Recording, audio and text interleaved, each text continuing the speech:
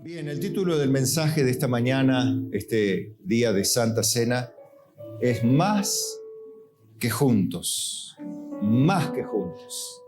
Juntos no, más que juntos. Y vamos a leer primeramente algo que nos va a ayudar a comprender qué significa esto más que juntos, a partir del ejemplo que vemos en la unidad de la Santísima Trinidad, que muestra el estándar de lo que significa unidad y la calidad de esa unión. ¿Qué tipo de unión tiene la Trinidad? Y cómo Jesucristo la aplica a la relación que podemos llegar a tener entre nosotros. Dice Juan 17:20, y lo leemos en el nombre de Jesús si me acompañan. Mas no ruego solamente por estos, sino también por los que han de creer en mí por la palabra de ellos, para que todos sean uno, como tú, oh Padre, en mí y yo en ti, que también ellos sean uno en nosotros, para que el mundo crea que tú me enviaste. La gloria que me diste yo les he dado para que sean uno, así como nosotros somos uno, yo en ellos y tú en mí, para que sean perfectos en unidad, para que el mundo conozca que tú me enviaste y que los has amado a ellos, como también a mí me has amado. Amén. Tome asiento, por favor, y ya estemos bien atentos, más que nunca. Fíjese que, gracias a Dios, Dios es Dios. Y Él no tiene el problema que nosotros planteamos antes en la introducción, en la reflexión previa. Él no tiene el problema que nosotros tenemos en la familia, en nuestro núcleo social. Y Jesús oraba en el capítulo 17, aquí en ese lugar, ya cerca del momento de su crucifixión. Esta es parte de lo que se denomina la oración sacerdotal. Es la oración intercesora, a través de la cual nosotros podemos sentirnos confiadamente salvos, por el hecho de saber que nunca desoiría Dios, el Padre, la oración del Hijo. ¿Por qué? Porque Jesús declara que ellos son perfectos en unidad. Nunca el Padre le diría que no a algo que el Hijo dice que sí. Nunca estuvieron, ni estarán jamás en desacuerdo el Padre, el Hijo y el Espíritu Santo, sino que son perfectos en unidad. Lo interesante es que la oración de Jesús que hace al Padre ruega para que los discípulos y los que han de creer en Él, o sea, nosotros también, tengamos esa clase de unidad entre nosotros y con Él. Ahora, esto tiene un motivo, no es solamente la unidad, sino que la unidad, las dos veces que Jesús la cita, es para que el mundo crea que Jesús fue enviado por el Padre y que nosotros somos salvados por Dios para vivir con el Padre, con el Hijo y con el Espíritu Santo para siempre.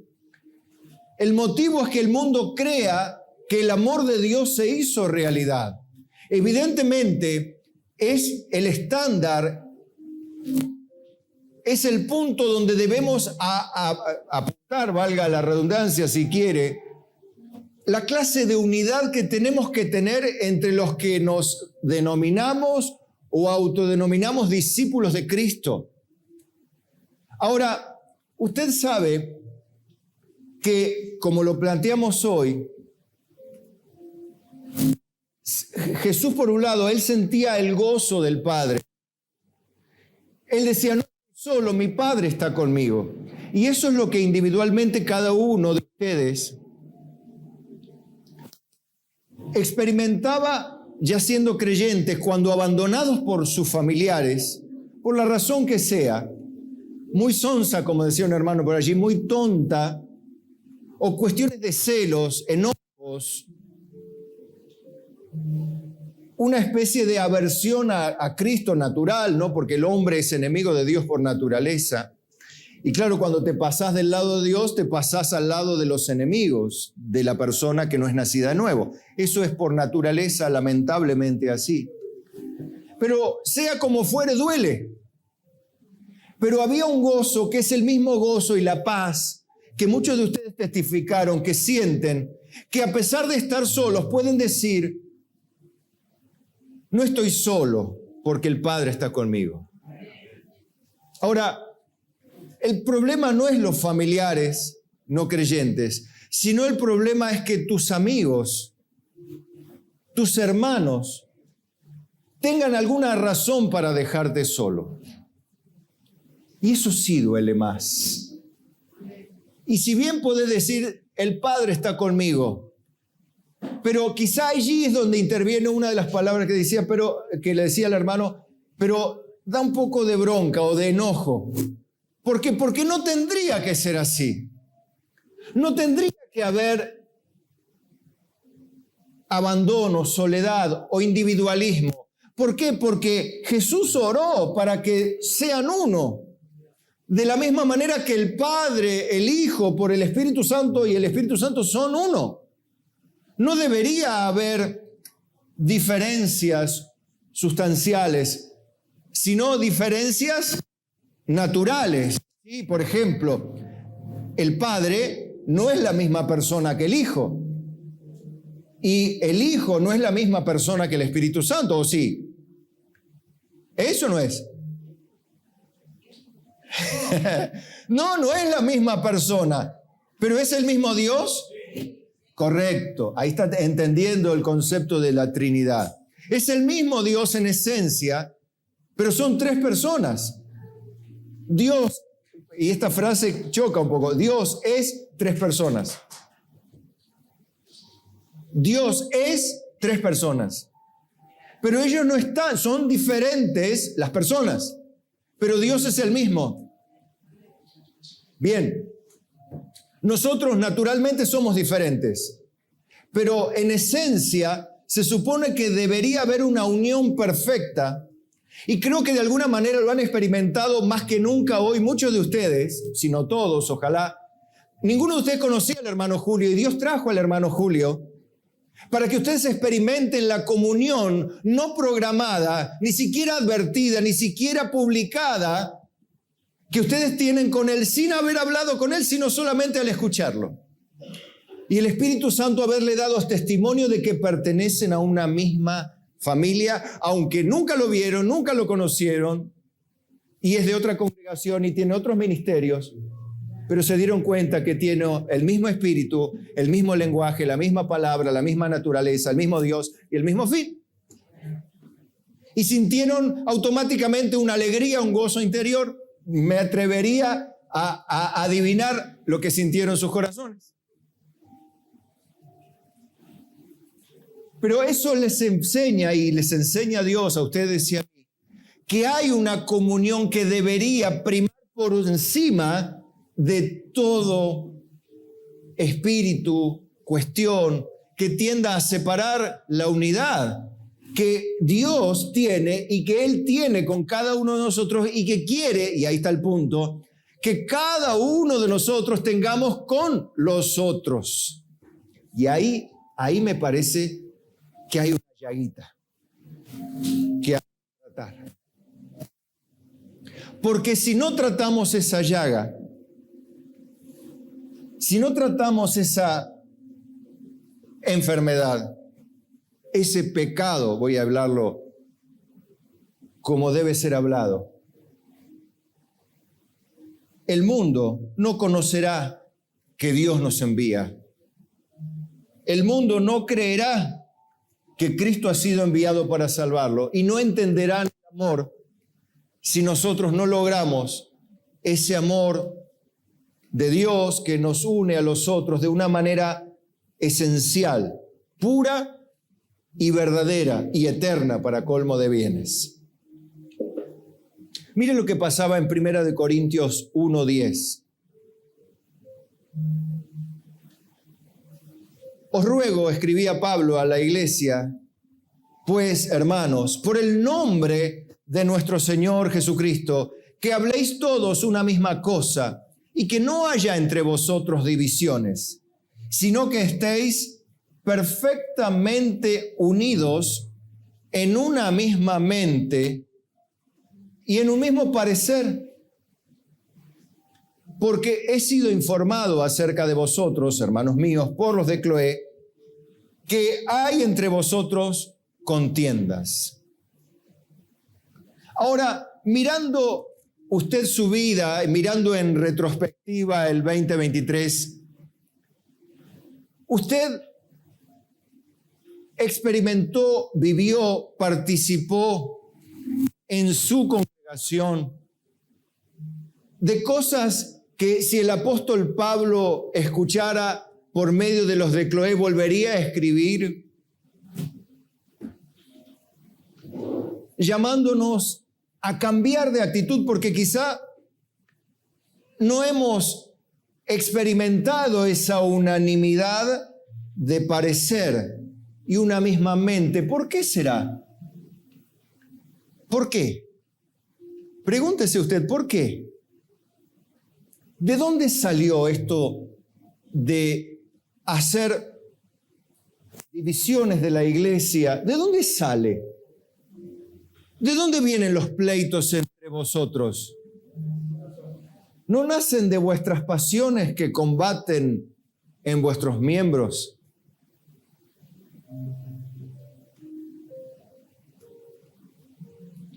Santiago, lo dejo allí. Porque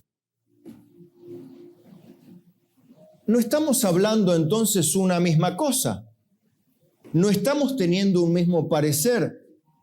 ¿Dónde está el problema? Sin lugar a dudas está revelado aquí. ¿De dónde vienen las contiendas entre hermanos?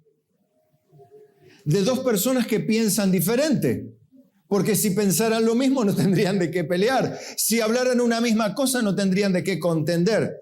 Si estuvieran de acuerdo, no tendrían problema en estar juntos. No tendrían problema en pasar tiempo juntos. Pero ¿por qué no están juntos? ¿Por qué tus familiares te dejan en las fiestas? Porque no piensan igual que vos. Bueno, es esperable.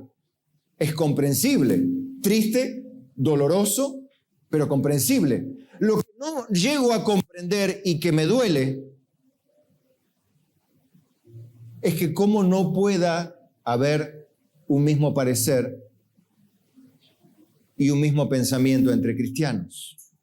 Supuestamente hijos de un mismo Padre, un mismo Dios. O ninguno es cristiano, o uno es y el otro es, o los dos son cristianos y no han entendido nada. Pero de todas formas estamos en el mismo lugar. Y eso genera dolor, vacío e impotencia. A Pablo no le gustaba esto, como a nadie, como a usted tampoco. Y él decía, os ruego, hermanos, porque él no podía hacer nada. Yo tampoco puedo hacer nada, ¿usted sabía?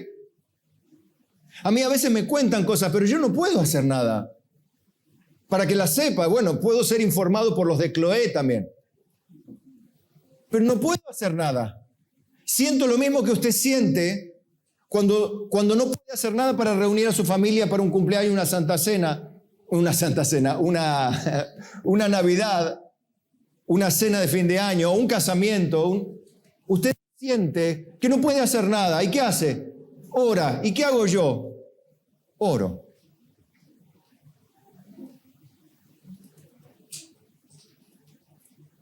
Pero encuentro que el problema está en que el mismo parecer y la misma mente no aparecen en la lista de prioridades.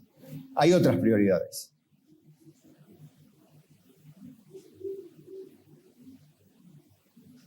Uno puede decir, bueno, pero somos diferentes. Gloria a Dios. Somos distintos, tenemos distinta crianza, distinta conducta. Sí, pero hay una sola palabra, un solo Dios, un solo bautismo, un solo Dios y Padre de todo, un solo Espíritu Santo, una sola verdad revelada, un solo mandamiento, una sola lista de mandamientos, véalo así. Ahora, el hecho de que haya una sola palabra, un solo bautismo, un solo Dios y Padre, un solo Espíritu Santo, una sola verdad, no significa que seamos todos uniformes, que seamos todos iguales, sino que somos diversos. En la Trinidad no son todos iguales las personas, no, son diferentes. El Padre es el Padre, el Hijo es el Hijo y el Espíritu Santo es el Espíritu Santo. Pero los tres son uno y son diferentes. Y yo veo que no hay diversidad de miembros llamados a la uniformidad en la Biblia. No estamos llamados a ser los mismos, a hacer copias o fotocopias del pastor, por ejemplo. La Biblia dice, imitad, considerad cuál haya sido la conducta de vuestros pastores e imitad su fe. En alguna medida también esto aplica a los líderes de la iglesia y el hermano hoy en su exposición breve lo decía también, los líderes deben liderar las acciones básicas, porque ellos cuando hagan, por ejemplo, si un líder viene temprano, un líder ora, un líder se mueve a lo básico, un líder mueve su grupo a la comunión, a la unión, al amor al hermano, al amor a sus pastores, a los ancianos, los que son liderados automáticamente van a seguir. Cuando un pastor es un pastor ligero, un pastor de estos manipuladores, los hermanos van a hacer lo mismo. Pero cuando un pastor tiene una familia, un ejemplo de vida, una trayectoria impecable, eso motiva a las personas a hacer de la misma manera. Cuando un pastor tiene libertinaje sexual en su mente y las ovejas son igual, las personas son igual, dice, si el pastor lo hace, nosotros también. Si el pastor es un borracho, la iglesia también se da lugar para el libertinaje en esa parte también. Pero si el pastor es recto, no perfecto, los miembros se estimulan a esto, a ser rectos, a tener un buen matrimonio, una buena familia, una buena crianza de los hijos, que puedan decir, no sé qué haréis vosotros, pero en mi casa y yo serviremos al Señor. Cuando los líderes hacen eso, los liderados también llegan temprano, también oran, también ayudan, también colaboran, porque se sienten del mismo pensamiento, se sienten motivados a hacer lo mismo, se sienten necesariamente estar con el grupo, a congregarse, a participar, a orar. ¿Qué hacen? Oran, sí, que leen y leemos. Pero si un líder tiene una vida licenciosa, que a la vista, acá somos todos buenos, pero allá, viste, tenemos 2, 3 puntitos en contra, 4, 5, y los demás chicos y hermanos van a hacer lo mismo. Entonces no va a haber allí una motivación a la comunión. Somos los líderes, los pastores, responsables de mantener la unidad del cuerpo de Cristo. Pero a veces hay que orar solamente.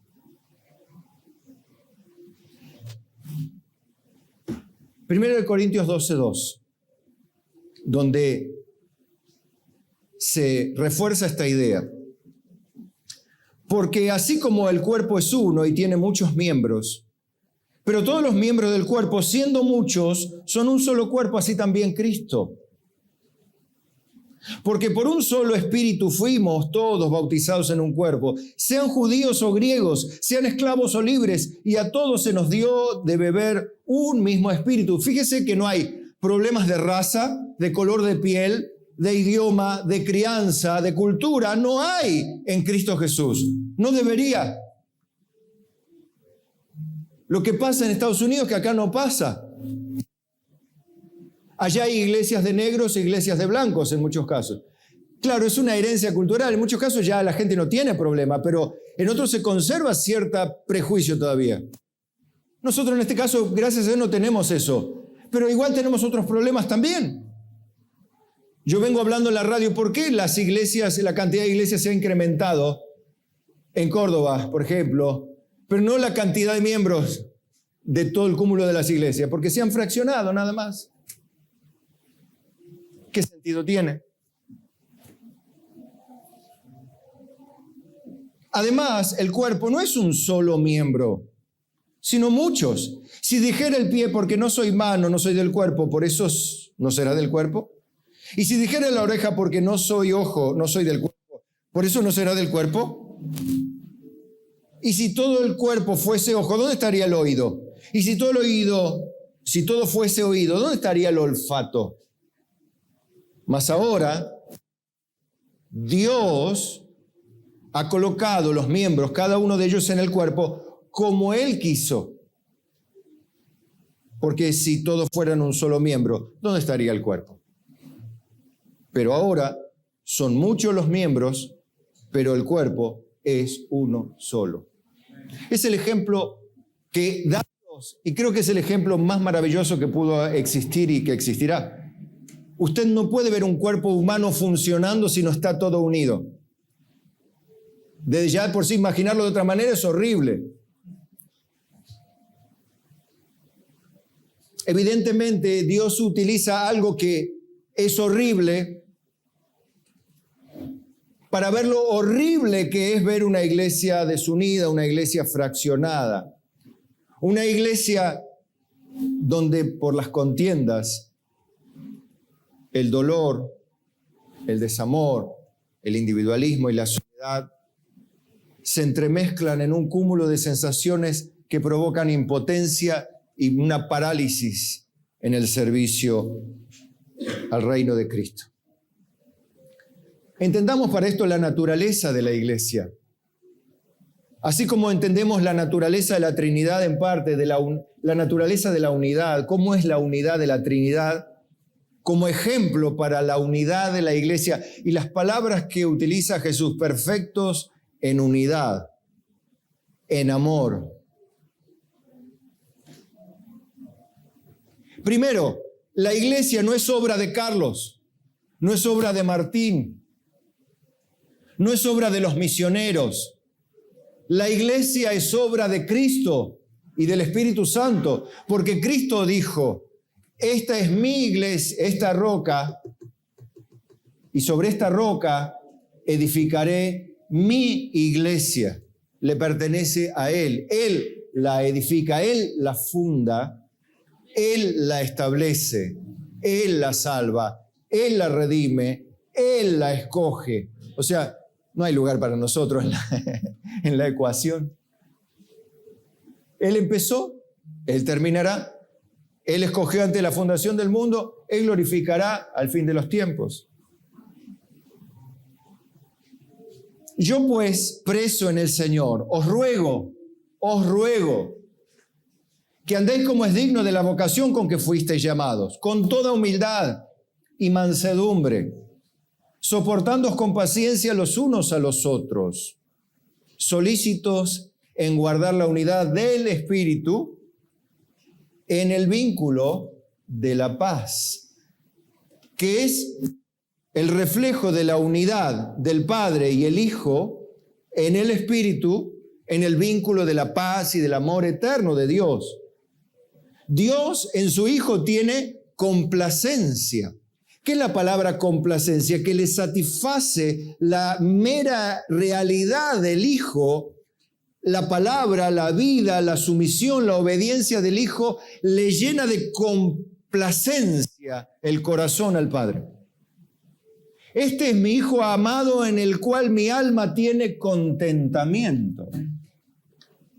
Esto refleja claramente de lo que a Dios le complace. Y lo que a Dios le complace es ver una iglesia reunida, junta, pero con una cualidad. que tenga un mismo pensamiento, un mismo corazón, un mismo sentir. Si no, pasará lo que en primera de Corintios 1:10 leíamos, que Pablo oyó que había divisiones a causa de las diferentes maneras de pensar de la iglesia de Corinto. Y algunos dicen, bueno, pero yo pienso diferente, pero eso es lo que justamente trae el problema, la falta de humildad, mansedumbre, obediencia y sumisión a las verdades básicas y eternas de la Biblia. Genera una iglesia que no crece y no bendice porque no está cumpliendo los requisitos básicos para tal propósito de Dios. Un cuerpo y un espíritu, como fuisteis también llamados en una misma esperanza de vuestra vocación, un Señor, una fe, un bautismo, un Dios y Padre de todos, el cual es sobre todos y por todos y en todos, está por todos lados, sobre, adentro, en, alrededor. Y Él mismo, otra vez Él, constituyó a unos apóstoles, a otros pastores, profetas, a otros evangelistas, a otros pastores y maestros.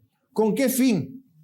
A fin de perfeccionar a los santos para la obra del ministerio, para la edificación del cuerpo de Cristo.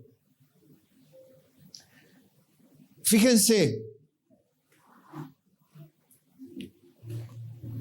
¿para qué Dios constituye liderazgos especiales en la iglesia? ¿Para honrar al hombre? No. ¿Para que el hombre se apodere de las almas de las personas y las gobierne? No. Sino para que sea el instrumento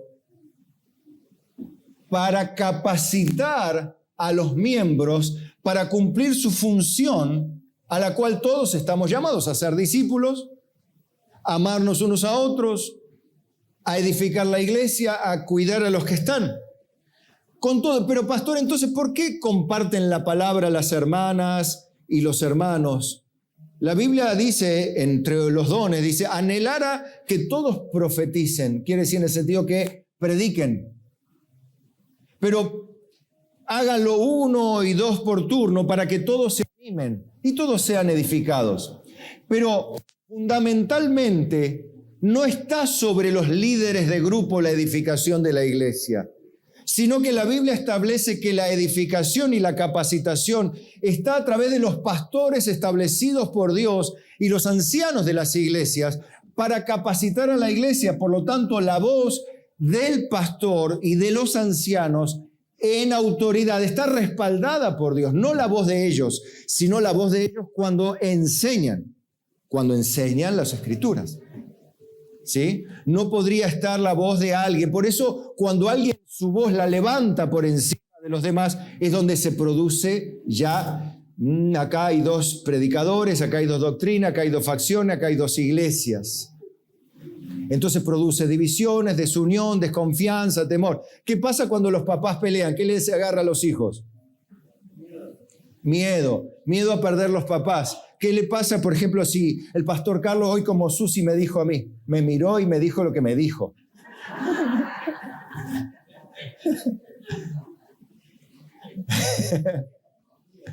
Era por la comida, no, yo lo tomé personal. Bueno, ¿qué pasa si pasara lo que en broma dije que pasara? La congregación va a tener miedo. Ahora, si se pelea acá el vecino con el otro, siempre se pelean, no pasa nada. ¿Verdad que es diferente? Bien, entonces quiero que vea lo importante que es un líder, lo importante que es cuidar también, orar por sus pastores, orar por el matrimonio pastoral, orar por la familia, orar por los ancianos.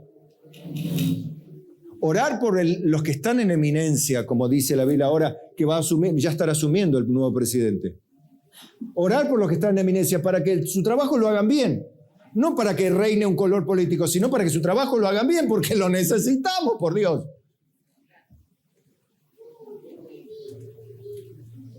Pero en el caso de la iglesia, la autoridad no está puesta para infligir dolor, infligir una sensación de prisión, no, sino para que la iglesia pueda hacer, ¿qué cosa? Miren, efectiva en la obra del ministerio, edificarse en Cristo. ¿Qué más? Verso 13. Hasta que todos lleguemos a la unidad de la fe.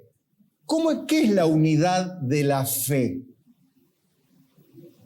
Es la unidad en la misma manera de vivir y pensar. Pero ¿cómo se logra eso? Mediante el trabajo constante, continuo y esforzado y perseverante de los predicadores y pastores que tienen esta tarea. Por eso el simplemente pasar de largo mensajes y mensajes a través de la vida es lo que hace que la iglesia no llegue a la unidad. Crece porque no hay un mismo parecer. ¿Por qué? Porque no es una bajada de línea política.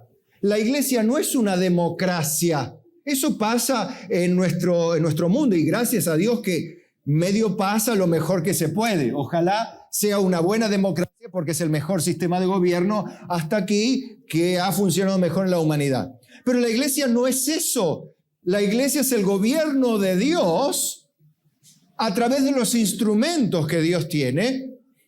¿Para qué? Para que esos instrumentos a su vez comuniquen ahí sí si quiere una bajada de línea espiritual, pero del Padre, donde todos piensan lo mismo, donde todos sienten lo mismo y tienen un mismo amor, que es el de Dios. Ese amor que dice que hasta cubre multitud de pecados. Ese amor que si alguno cae, los que son fuertes le restauran con espíritu de mansedumbre. Y si alguno persevera en el pecado, lo agarran entre todos y le decimos, mirá, date bien, porque te vamos a entregar a Satanás. Bueno, eso tiene la autoridad de la iglesia a hacer. Dice, si alguno persiste en pecar, el tal sea entregado a Satanás para que aprenda a no blasfemar. Pero bueno, para que llegue a ese punto tiene que ser bien obstinado el tal, ¿no? Con todo, la idea no es entregar gente a Satanás. La idea que es que todos lleguen a la unidad de la fe. ¿Qué más? Dice, y del conocimiento del Hijo de Dios. A un varón perfecto a la medida de la estatura de la plenitud de Cristo. O sea, entender la vida cristiana a plenitud, a cabalidad, a madurez total. Ahí es donde la unidad es perfecta. Cuando todos los miembros son maduros, cabales, mansos, digan amén, dulces ovejas de Cristo. Diga amén, por lo menos por fe.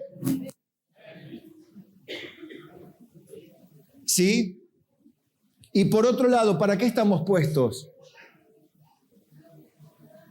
Dice, para que ya no seamos niños fluctuantes llevados por doquiera de todo viento de doctrina por estratagema de hombres que para engañar emplean con astucia las artimañas del error. Estamos para defender a la iglesia del error, por eso el pastor predica contra el error continuamente, porque YouTube está a las 24 horas del día, yo no. Bueno, que me tiene ahí si me quiere ver un poco, pero tape el celular y escuche. ¿Sí? Bien.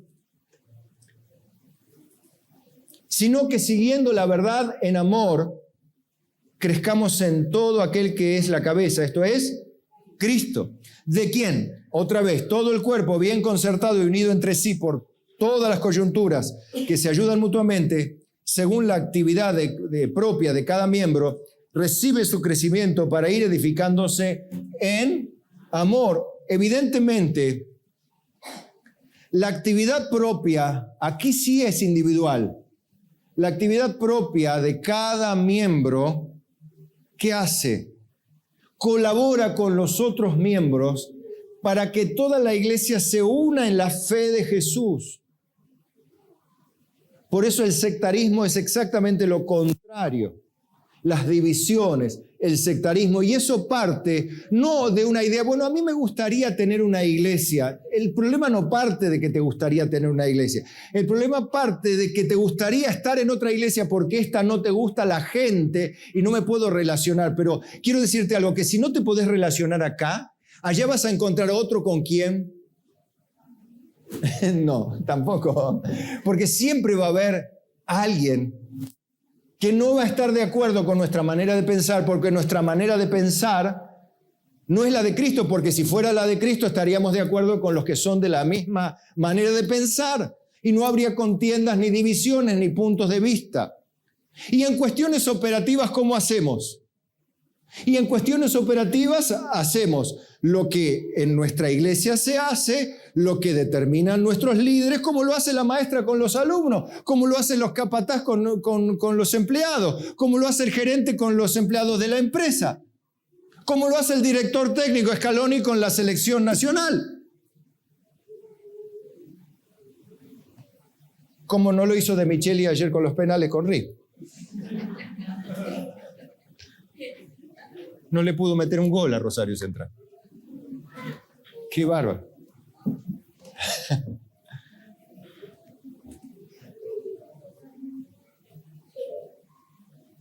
Evidentemente los ejemplos son claros, hermanos. ¿Será que no estamos? Claro, me parece que más claro no hace falta más. ¿Dónde está la raíz del problema? Más, lo que me alegra es que me alegra tanto esto, de que la iglesia de Cristo no es ni machista, ni discriminadora, sino que es un poco en sentido irónico, lo digo, ¿no? Absolutamente inclusiva, pero no en el sentido que este mundo lo habla, sino en el sentido correcto, profundo y real de la palabra. Porque fíjese la gente que va a juntar Dios en el cielo. En Apocalipsis 5:9, esto para los que no cantan. Y cantaban un cántico nuevo diciendo: digno es de tomar el libro y de abrir sus sellos, porque tú fuiste inmolado y con tu sangre nos has redimido para Dios de todo linaje y lengua y pueblo y nación. Y los sudamericanos también. Si quiere aclarar ahí. Nosotros también, hermano, estamos ahí. Y eso es lo bueno, que Dios en el cielo junta a todos. No importa si es la raza, la lengua, la cultura, la edad, la religión. Si se convirtió a Cristo, nueva criatura es. Las cosas viejas pasaron. Todas son hechas nuevas. Nuevas criaturas, nuevas personas. Ya no hay más condenación para los que están en Cristo Jesús. No hay más, pero para los que están en Cristo Jesús. Y los que están en Cristo Jesús son del cuerpo, y los que son del cuerpo están entendiendo dónde puede estar el problema cuando el cuerpo no funciona como debería.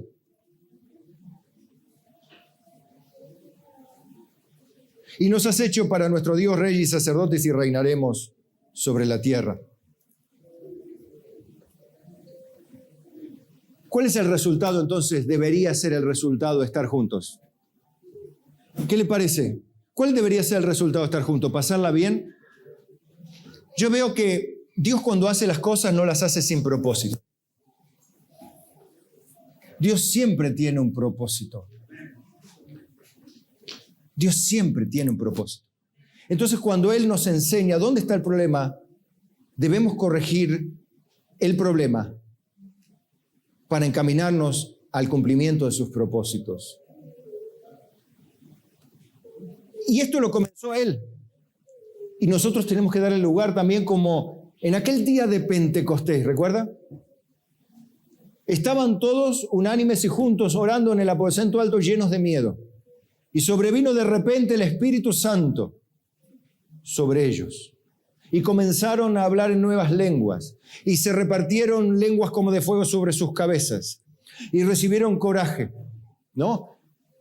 Y también esto había sido fruto de la promesa del Señor que les dijo: y recibiréis poder y me seréis testigos en toda Judea, en Samaria y hasta lo último de la tierra. Pero quedaos en Jerusalén hasta que seáis investidos del poder de lo alto. Se quedaron, obedecieron, muertos de miedo, pero juntos. Oraban muertos de miedo, pero juntos. Los iban a matar, pero estaban juntos, orando juntos. No sabían qué iba a pasar, estaban tristes. ¿Por qué? Porque el Señor se había ido, los habían matado. Lo habían matado, había resucitado, pero el Señor se había ido. Y como que duele. Imagínense los apóstoles ahí, el Señor se fue un gozo, el Señor está vivo, pero se fue. Pero el Señor le dijo, no se preocupen, no los voy a dejar huérfanos. Voy a enviarles otro consolador para que esté con vosotros para siempre. Me encanta eso, para siempre. O sea que Cristo está con nosotros, en nosotros. No estamos solos, hermano, pero tenemos responsabilidades. ¿Y qué hicieron los discípulos después de haber recibido poder? 2:42 de Hechos. Dice, y perseveraban en la doctrina de los apóstoles, en la comunión unos con otros, en el partimiento del pan y en las oraciones. ¿Qué tenían? Doctrina, enseñanza, Biblia. ¿Qué más? Comunión. Tenían unión común, estaban unidos. ¿Qué hacían? Tomaban la Santa Cena juntos, como hoy nosotros, hermanos, juntos partían el pan. ¿Qué más? En las oraciones, como vamos a hacer en la vigilia, como hacemos los días viernes.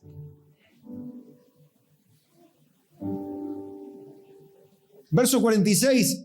¿Y qué seguían? Y perseverando unánimes, cada día en el templo se congregaban, como nosotros hacemos miércoles y domingos. Ahora, miércoles y domingo, miércoles y domingo, miércoles y domingo. ¿Y cuándo? Miércoles y domingo. ¿Y cuándo más? Y el miércoles y el domingo, y el domingo y el domingo, y el miércoles y el domingo, y seguimos. Perseverando. Cada día en el templo y partiendo el pan en las casas. ¿Se puede comer en casa? También. Ahora, también se puede comer en casa sin todo lo demás, pero ese no es el punto. Comían juntos con alegría y sencillez de corazón. Ahí habla claramente de que el corazón, donde están los valores, las prioridades, ¿dónde estaba enfocado ese corazón? Hacia Cristo y hacia su iglesia, en un mismo pensamiento, un mismo corazón, a tal punto que tenían todas las cosas en común, dice, y repartían los bienes según la necesidad. A tal punto había unanimidad que nadie decía tener como suyo lo suyo propio. Hasta ese punto había un compartir de tal manera que obviamente no lo vi nunca más. Eso no es difícil. Con todo, decir, bueno, entonces eso fue antes, ahora no, ahora cada uno por su lado, calabaza, porque cada uno va a su casa y ya está. No es así, hermanos. Porque si no, nunca veremos lo que dice luego. Alabando a Dios y teniendo favor con todo el pueblo, el Señor añadía cada día a la iglesia los que habían de ser salvos. ¿Quién los añade? Dios. Se da cuenta, quizá Dios no añade más por nuestra culpa, simplemente por nuestra culpa. Nosotros sí trabajamos, tenemos teología, tenemos doctrina, tenemos área social, área acá, área allá. Pero ¿por qué Dios no añade a la iglesia cada día a los que han de ser salvos? ¿Será por el diablo? Porque el diablo es muy poderoso. ¿O será que nosotros no estamos teniendo esa unanimidad tan linda que sufrimos cuando no está en nuestra familia, en nuestro hogar? La sufrimos, la sufre Dios, la sufre el Espíritu Santo. Cuando nosotros nos peleamos y nos enojamos, lastimamos el corazón del Espíritu Santo. Ofendemos a Dios con nuestras palabras, nuestros silencios, nuestras ausencias, con nuestros enojos, con nuestras divisiones. Herimos a Dios. Lo lastimamos. Como te duele a vos, como lo vimos hoy, ahora entiende lo que quería hacer el Espíritu Santo en la introducción, para que entiendas cómo le duele a Dios cuando vos no estás, cuando vos te vas, cuando vos te enojás, cuando vos te separás, cuando yo lo hago también. Yo no soy ningún privilegiado. Cuando yo me enojo sin razón o cuestiono a Dios, también lo entristezco.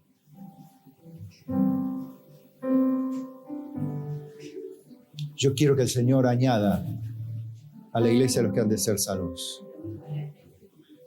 Yo quiero eso. En estos conocerán que sois verdaderamente mis discípulos, en que os amareis los unos a los otros. El amor, bien entendido como Corintios 13, el amor no busca lo suyo, no hace nada indebido, no está ansioso, no se irrita. El amor de Dios no guarda rencor, se goza de la justicia, mas no se goza de la maldad. El amor de Dios todo lo cree, todo lo sufre. Es benigno. No guarda rencor. Todo lo espera. Todo lo soporta. Y recién ahí cuando el amor de Corintios 13, que es el don más excelente que podemos anhelar, porque la Biblia dice anhelad los dones espirituales, pero he aquí yo os muestro el final del capítulo 12, un camino más excelente, y empieza el capítulo 13 de Corintios. Es el don más preciado que un ser humano dentro de la iglesia de Cristo debería anhelar, desear hasta las lágrimas. Señor, dame amor de Dios, el amor de la Biblia. No quiero el amor cariñoso, sentimental a los que me aman. Yo quiero inclusive poder amar a los que no me aman, a los que no pueden devolverme amor. Quisiera, Señor, tener la capacidad de perdonar, de dejar pasar, de dejar más bien que pase la ofensa antes que tener que ir al tribunal a buscar a alguien que imparta justicia. Yo quiero, Señor, si es necesario dejar pasar la ofensa, ayúdame a sufrir la ofensa como manda tu palabra y encomendar la causa al que juzga justamente, sabiendo que Dios no tomará por inocente al culpable. Pero también ver la otra parte, la que todos podemos anhelar, la que todos podemos disfrutar, la que cuando miraba a Dios, a la congregación de los santos, y a través del salmista, en el Salmo 133:1 dice, mirad, cuán bueno, cuán delicioso es habitar, hermanos, más que juntos, ahí pongo mi frase, juntos y en armonía. Es como el buen óleo sobre la cabeza, el cual desciende sobre la barba de Aarón y baja hasta el borde de las vestiduras. Como el rocío de Hermón que desciende sobre los montes de Sión, porque allí